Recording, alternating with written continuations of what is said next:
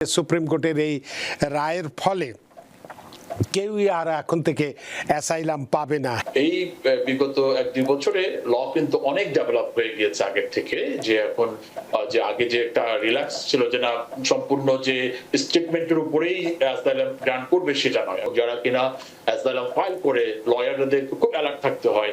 যেমন এই যে এবি কেসের এটার মিনিং হচ্ছে যে আপনি যে কেস প্রেজেন্ট করছেন শুধু স্টেটমেন্ট জমা দিলেন, আপনার কেসে যে মেরিট আছে কিনা, যে একটা মেরিটিয়াস কেস আছে কিনা সেটার যদি সাক্ষ্য প্রমাণ থাকে তখন জাজ বুঝবে না এই যে সাক্ষ্য প্রমাণ আছে এবং তার বক্তব্য আছে এগুলো নিয়ে আমাদের একটা হিয়ারিং দরকার।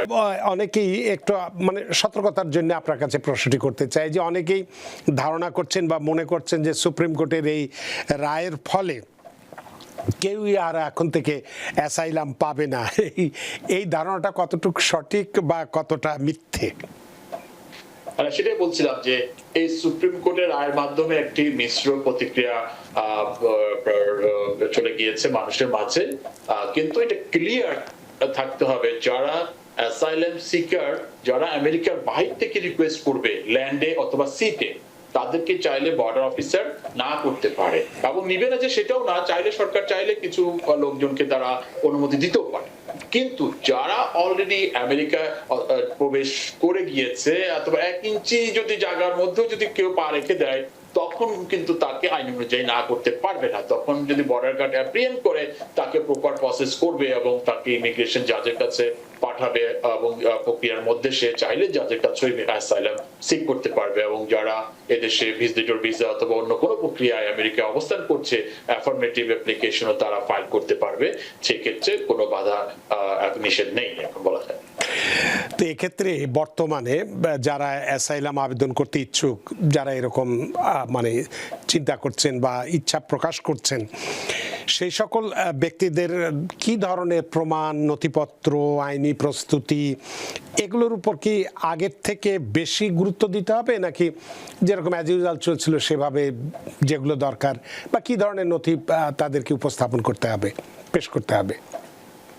এখানে মনে রাখতে হবে অনেক সময় দেখা যায় যে যেমন ট্রাম্প প্রশাসন বলছে যে আমেরিকায় every immigrant has a problem like asylum করতে চায়। আসলে জিনিসটা অ্যাসাইলামের বিষয়টা হচ্ছে যে you have to credible claim, যে একটা ব্যক্তির না থাকলে তখন ওয়ার্ল্ডে এটা শেষ না, অথবা অন্য কোনো দেশে তার দেশে ফিরে যেতে হবে, যেটা এখন গভর্নমেন্ট এনকারেজ করছে। যদি ক্রেডিবল ক্লেম থাকে এবং ক্রেডিবল ক্লেমটা যে 5টা প্রটেক্টিভ গ্রাউন্ড রয়েছে, পলিটিক্স, রেস, রিলিজিয়ন, তারপর হচ্ছে আপনার ন্যাশনালিটি, স্পেশাল সোশ্যাল গ্রুপ, এই যে 5টা প্রটেক্টিভ গ্রাউন্ডের সাথে তার কানেকশন থাকার ফলে তার হোম কান্ট্রিতে পার্সিকিউশন হয়েছিল অথবা পার্সিকিউশন হবে মানে পাস্ট এবং ফিউচার, এই যে ডেফিনেশন, এই ডেফিনেশনের মধ্যে যদি তার কোনো কারো জীবনের ঘটনা যদি মিলে যায় তখনই সে অ্যাসাইলাম করতে পারবে। আর ক্রেডিবল ক্লেম ফাইল করতে হবে। অবশ্যই গভর্নমেন্ট অবশ্যই এনকারেজ করে যেন ক্রেডিবল ক্লেম ফাইল করে, নট অনলি থাকার জন্য অ্যাসাইলাম করা, এটা কোনো লয়ারও এনকারেজ করে না।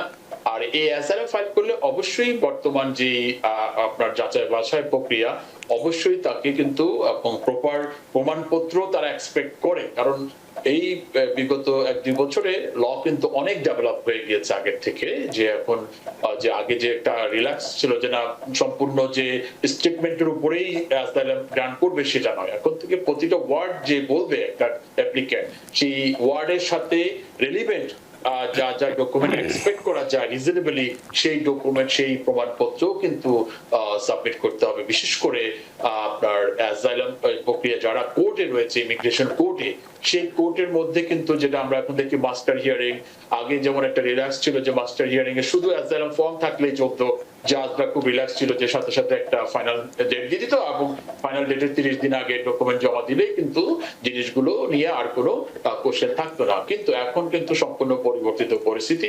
এখন যারা অ্যাসাইলাম ফাইল করবে কোর্ট এক্সপেক্ট করে যেন এই যে তার বক্তব্যটি দিয়েছে বক্তব্যের সাথে যেন তার প্রমাণপত্র সাথে সাথে দিয়ে দেওয়া হয়। বিশেষ করে যেন যারা মাস্টার হিয়ারিং এ ইনিশিয়াল যে হিয়ারিং থাকে সেই হিয়ারিং এর আগেই কিন্তু কোর্ট দেখতে চায় যে একটা যথার্থ আপনার কেস আছে কিনা, মেরিট বেস কেস আছে কিনা। কারণ বর্তমানে অনেকগুলো কেস আছে ল, বিশেষ করে বোর্ড অফ ইমিগ্রেশনের কেস ল, যেমন বলা হয় আমরা যেমন লয়াররা যেটা সংক্ষেপে বলি যেমন কার সিএ আর কার কেস, তারপর হচ্ছে HAB কেস। সো কার কেস হচ্ছে যে আপনাকে যখন অ্যাপ্লিকেশন সাবমিট করবেন I-589, সেখানে কিন্তু অ্যাপ্লিকেশন ফর্মের মধ্যেই কিন্তু বিস্তারিত সব প্রশ্নের উত্তর ডিটেইলস আপনাকে প্রেজেন্ট করতে হবে, পাশাপাশি আপনার স্টেটমেন্টও প্রদান করতে হবে যদি আপনি অ্যাসাইলামকে সাবমিট করতে চান। আদারওয়াইজ কিন্তু ইমিগ্রেশন জাজ কিন্তু ওই কেসের আলোকে কেসটি কিন্তু সাথে সাথে রিজেক্ট করে আপনার ডিপোর্টেশনও পড়ে যেতে পারে। আরেকটি যে কেস ল ইউজ করা হয় সেটা হচ্ছে HAB, যেটা বোর্ড অফ ইমিগ্রেশনের কেস ল, যেটা আমি বলছিলাম যে বেশ এই 1 বছরে অনেক কিন্তু ডেভেলপমেন্ট হয়েছে কেস লর উপরে। এই যে দুটো কেস খুব মারাত্মক, যারা কিনা অ্যাসাইলাম ফাইল করে লয়ারদের খুব অ্যালার্ট থাকতে হয়। যেমন HAB কেসের এটার মিনিং হচ্ছে যে আপনি যে কেস প্রেজেন্ট করছেন শুধু স্টেটমেন্ট জমা দিলেন, আপনার কেসে যে মেরিট আছে কিনা, যে মেরিটটা মেরিটিয়াস কেস আছে কিনা, সেটার যদি সাক্ষ্য প্রমাণ থাকে তখন জাজ বুঝবে না এই যে সাক্ষ্য প্রমাণ আছে এবং তার বক্তব্য আছে, এগুলো নিয়ে আমাদের একটা হিয়ারিং দরকার। যদি জাজ দেখে যে না কেসটা খুবই হালকা, এটাতে কোনো প্রটেক্টিভ গ্রাউন্ডের সাথে কোনো কানেকশন নাই, তখন কিন্তু সেই মাস্টার হিয়ারিং এ কিন্তু কেসটি কিন্তু টার্মিনেট দিতে পারে, যেটাকে বলা প্রি টার্মিনেট বলা হয়, সেটা করে দিতে পারে। এবং এই বিষয়ে কিন্তু সতর্ক থাকতে হবে।